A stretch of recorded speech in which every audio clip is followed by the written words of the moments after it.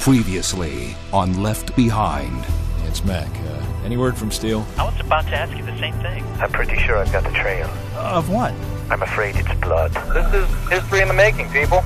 Enjoy. Chang here thinks I ought to go to Jerusalem. Jerusalem? You're joshing me, right? Getting harder to move troops through the streets. Now, why is that? Bodies, sir. Starting to pile up. Firing line ready, sir. Yeah, very good. And mark! And mark! Move out! Move it!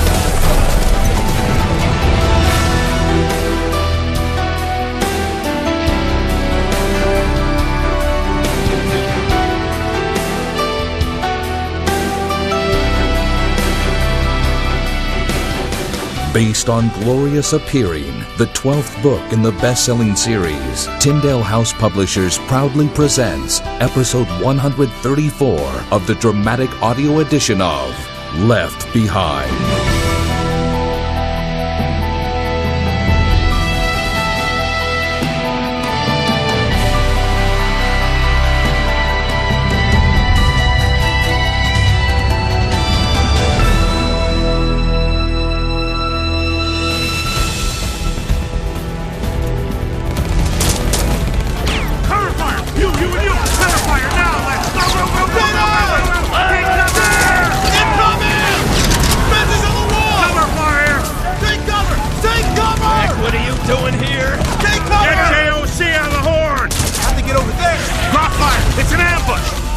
Chalk 2 is taking fire. Repeat, we are taking fire. Need you to buy us some real estate. Request immediate close air support. 40 meters to the left and 30 to our right.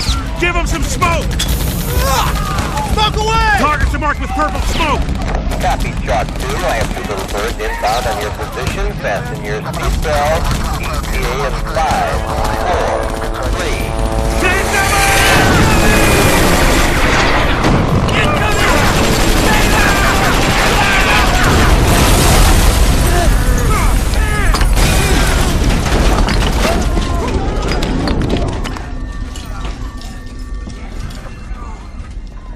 Chalk 2, thumbs up, over. I say again, Chalk 2, battle damage assessment, over. Are you there, Master Sergeant? Stand by, Captain. Captain, there's zero movement here, over. Roger, what's your foresight, Sergeant? Unknown, Captain. Doesn't look good. Roger that, Chalk 2. Split your remaining platoon. Take squad 1 to press containment on the flank. 2 squads secure that position. Understood? Roger, Captain. Out. All right, everybody up. First squad form a pursuit patrol. You, Sergeant, what's your name? Donninger, sir. You forget? Kind of busy there for a second, sir. Gotta love the green ones. Think you can handle a little frags and ammo duty? Yes, sir. Yeah, good. Don't leave nothing for Benji to pick up, got it? Yes, sir. You look a little long in the tooth to be a battle green buck sergeant. I enlisted late, sir. Support the potentate and all, sir. Yeah, support the potentate. By the way, Sarge, your uniform says your name is Gallagher. I only mention that because you tell people your name is Donninger like you just told me, they might start to wonder. Know what I mean? I'm sure I just misspoke, sir. Yeah. First squad, follow me. All right, 2 squad, you heard the man. Get the good stuff. Ammo, rations. Souvenirs. Yeah, souvenirs. Some of these guys are out here with their life-saving stuff in their socks. You serious? You okay, Sarge? Yeah, pretty bad ringing in the ears right now. New to this mess, huh? I just got folded into this unit. I've been shining a chair in Trinidad for the last 3 years. Yeah, I was wondering where you got that, tam.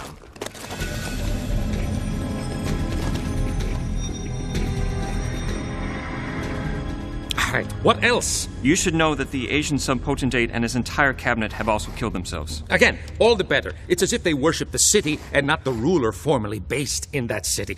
Please, tell me we're done here. We'll spare you dozens of similar reports, save the important military hierarchy. This is General George Masterson in a statement recorded 20 minutes ago. We in the GC Northern Carpathia States Unity Command have submitted our resignations en masse, knowing that we face court-martial and execution. Nonetheless, we have lost connection to essential resources and will be unable to send reinforcements to the conflict in Armageddon. We've been left powerless to respond, as millions of troops must be told that no food is coming, no pay has been allocated, The Unity Army is anything but unified. Your Excellency, I believe we could stop the hemorrhaging of resources with a concise statement regarding contingency measures. Do not make me say it again. I will not make a statement. Additionally, these reports are never to be made public. The temporary losses of finances and commerce will be forgotten once I have ushered in the ultimate new world order. End of statement.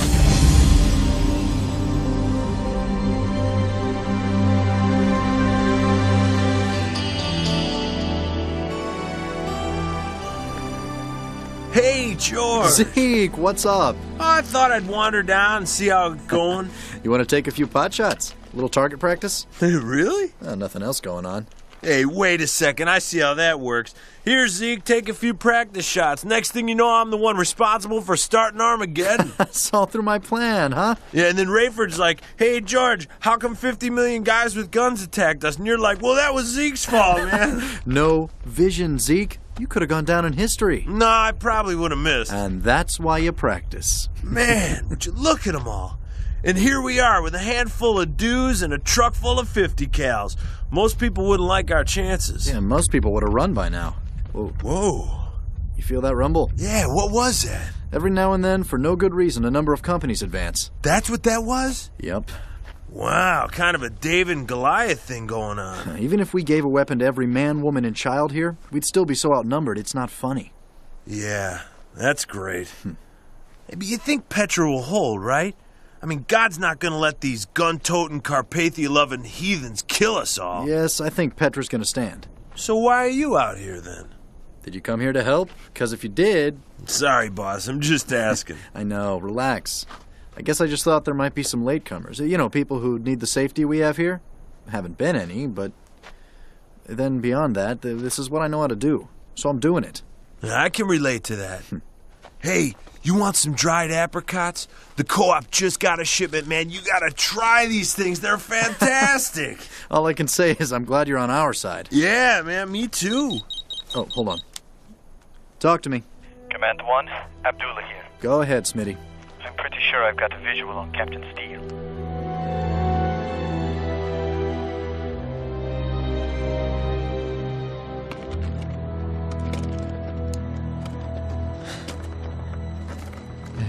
Wait a minute. That looks like Buck's phone. Hey, his phone come from up there? Don't work. Tried it. Where'd you get it? Stiff up here on top of all this mess. Yeah. I see a leg. Yeah.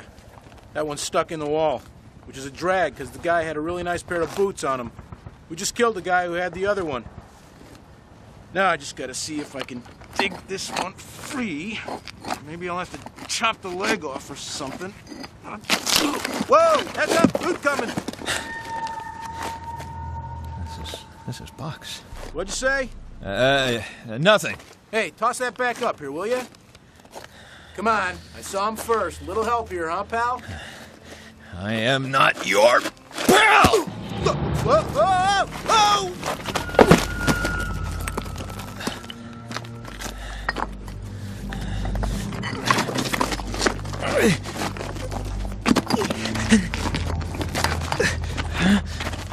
Buck? Please. Oh, buddy.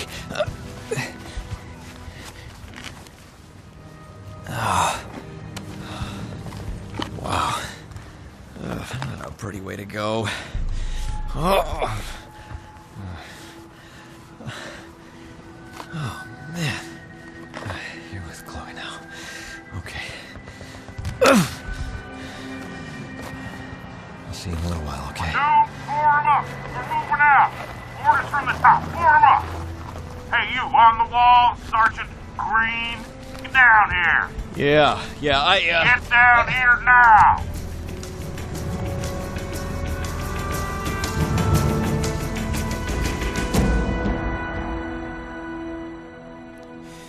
Tech 1, if you can lock on my GPS and send help. I've recovered a piece of fabric. The blood trail stops on top of a small ledge, and I don't expect to like what I see. Hold on.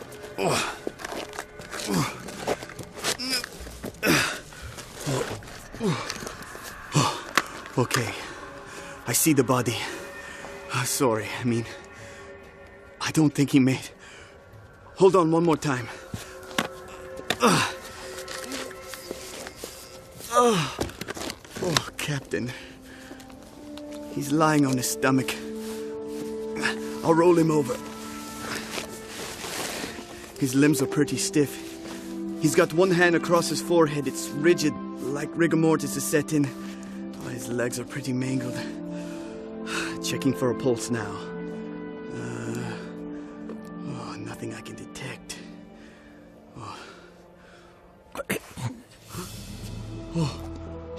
Ching! Ching, I need medical help to my location immediately. Captain Steele is alive. I repeat, the captain is alive!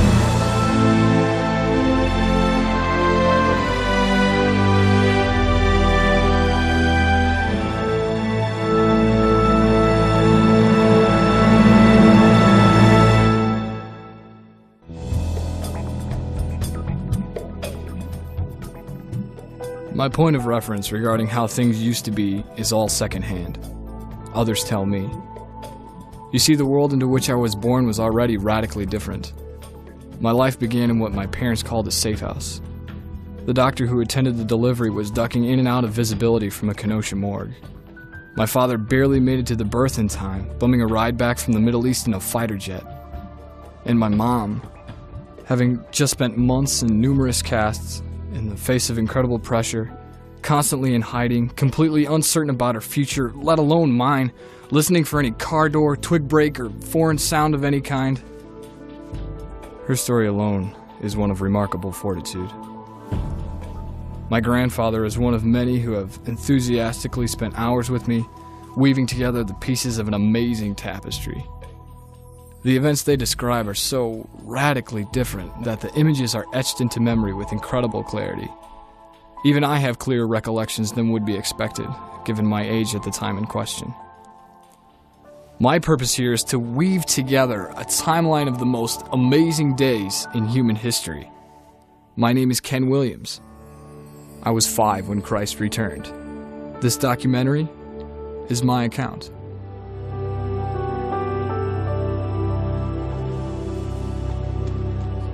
No one gets in without proper credentials. I hope you did a good job, Zeke. Here goes nothing. Have your ID out and ready. You're with me. You're with me. Here you are, sir. What do you think you're doing? Something wrong, sir? Use your brain, soldier. It's dark down here. Raise the visor or you'll be falling all over yourself. You're in this group with me. Let's go. Yes, sir. Stinks in here. Stop your whining. Smells like horses. You got over 1,000 of them in here. You can't expect a little fragrance. Attention. I need your attention, please. At this time, I demand silence from all in the room and all attention given to the potentate. Gentlemen and ladies, welcome to Solomon's Stables. It is from here that we will coordinate our efforts in Jerusalem. You will note that above us, the rebels hold a small piece of the Temple Mount. I am confident they would be surprised by the force of opposition amassing directly under their feet at this very moment. And you will be pleased to know that several months of renovations here were accomplished in the space of fewer than 3 weeks.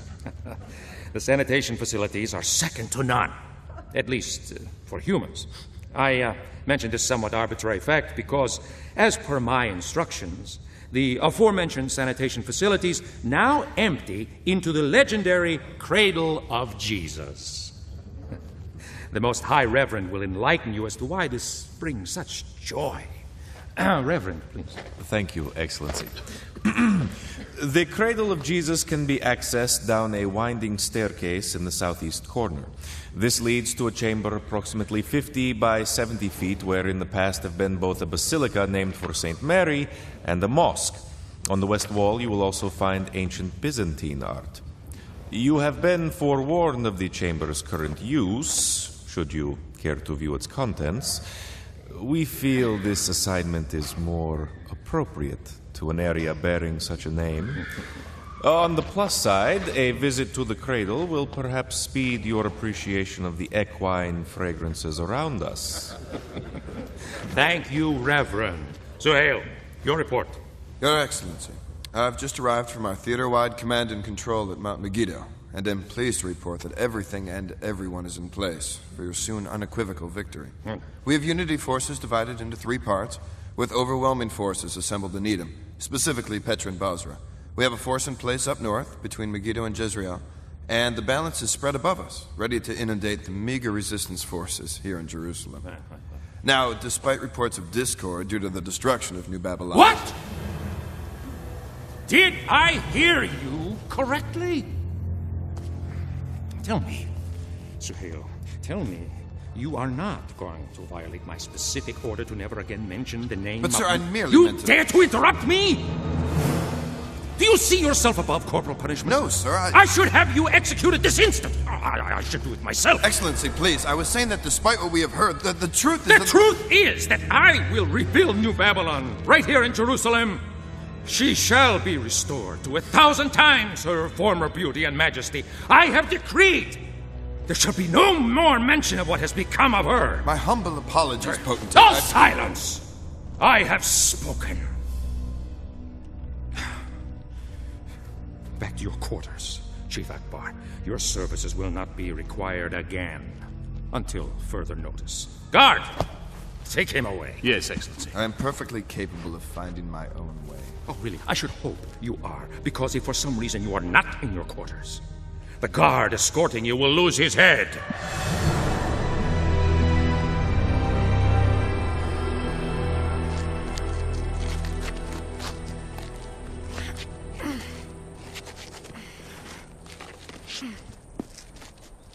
I have no idea how he got down there and survived. I'm not sure I can. There. He's remained conscious since I found him. Good. Put this under his head. Okay. I need you on the clipboard. Sorry? Take notes. Oh, of course. Yeah, we've met, you big lug. What were you doing up here anyhow? Trying to catch missiles? I think I got one. Yeah, you did. All right, now seriously. Are you just being cute with me because I want to rule out head trauma as a cause of this behavior? Seriously? Completely. I'm just happy to be alive. What's your grandson's name? Bruce? Kenneth? Bruce Williams Steele. Close enough. How is he? He's fine. Let's just stay focused on you for a bit longer, okay? Has Jesus come yet? Hush. I gotta know. Think about it. If he had come, would I be the one patching you up? Smitty, write this down.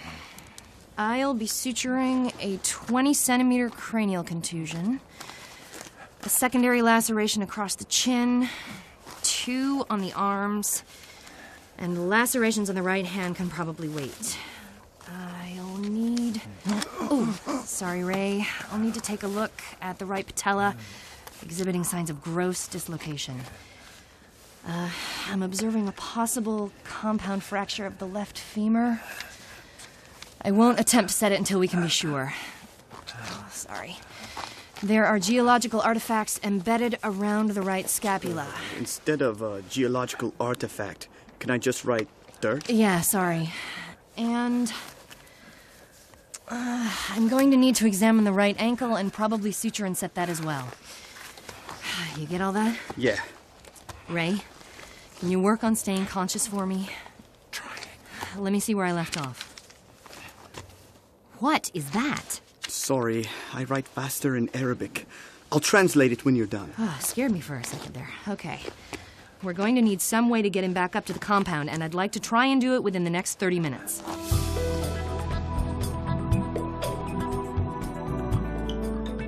Being 5 at the time, I was the object of a rather extensive disinformation campaign, especially regarding the condition of my dad and my grandfather. Nonetheless, I recall a sense of relief when Mrs. Sebastian told me Grandpa was coming back from being up in the rocks. While I don't want to discount what my grandfather was going through, the scene unfolding in front of Mac McCullum was really something. I have since been to Solomon's Stables. It is impressive. There are dozens of avenues of pillars, 30 yards wide, 60 yards long, and nearly 30 feet high. And as I say, having been in the stables, I know that listening to the voice of the Antichrist in those surroundings must have been quite an experience. Mr. McCullum, tell me about when... Okay, it's a Mac or no deal here, Ken. Well, when you put it that way, Mac. That's right. And I say that so quickly because, to the best of our knowledge, you may be the only human alive to have witnessed Carpathia in the stables. Yeah, honestly, there are times when I wished I hadn't witnessed that, but God is good, and I was protected. Okay, so a guard is assigned to escort Akbar away. You're right, and the whole line shifts to fill that hole, which moves me around a corner, and suddenly I'm in plain sight of Carpathia. You can see him, he can see you. You once flew for him. Are you concerned he's going to recognize you? All right, maybe I should have been. I did have a uniform and at least some disguise going. In reality, once I'm in place, I glance over at Carpathia and a whole new concern pops up. What's that? Laughter. Really? Well, you got to picture this. You got a white shirt with a frilly collar. Everything else, knee-length boots, leather pants, vest, thigh-length cape-like coat, black leather. If you imagine him with a mustache and a black hat, I'm staring at Zorro. And I thought it was generally Fortunato who was the fashion plate. Yeah, well, of course, Carpathia, though humorous, was mild compared to Leon's get-up. The Reverend, this gaudy day-glow jumpsuit, and it's topped off with a purple felt fez-like thing with little chains and whatnots hanging down all over it. It was like he was all dolled up for his part in a bad musical, frankly. Well, who else is present? Well, we've got Akbar, who was just sent to his room, and frankly, that shook some people up. Wondering if they might be next. Well, yeah, exactly, right. Some of the military brass are in Megiddo, but there are plenty of heavy hitters right there in the room. From the political side, with reports of sub-potentates going suicidal, liaisons and aides are being promoted at incredible rates. Many of the folks sitting there look completely confused. Of course, at this point, none of us have even the slightest clue as to what we're about to see. I am told the photographers are in place and ready. I shall be on horseback. All Global Community Unity Army personnel in this room, plus their superiors, shall also ride. Your mounts are being saddled as we speak. Are you looking directly at me, soldier? No, sir. You most certainly were. You would have done better to admit it and beg forgiveness. Affirmative, sir. I was, and I regret it, and offer my sincerest abject apologies. This is the second time you have referred to me as sir. Have you not been instructed to neither look directly at me, nor to refer to me in any manner except as... Yes, Excellency, my apologies, Supreme... And now you deign to interrupt me! Sorry? I cannot hear you, soldier! I'm sorry, Excellency, forgive me. Who is your superior officer?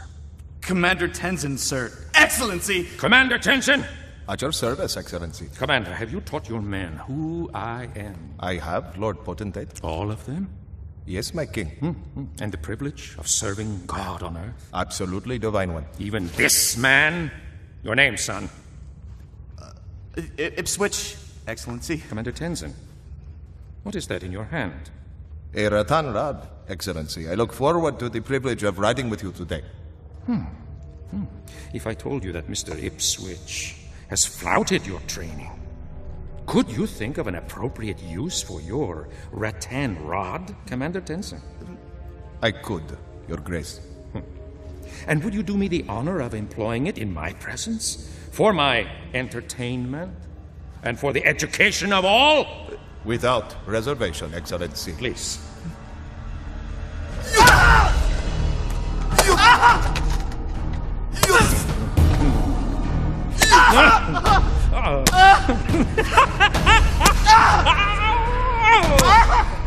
When he can crawl no more, Commander Tenzin. Spare the rod and put him out of his misery. What a way to start. Leon. Yes, Holy One. Ask Commander Tenzin to pay a visit to Chief Akbar. Certainly, Lord. But instruct him to punish him only to the point of near death.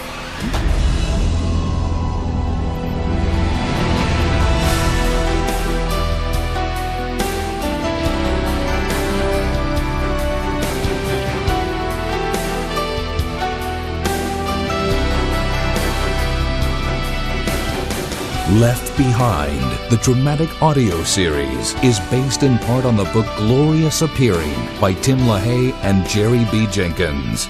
Sound design by Glenn West. Music by Steve Wick.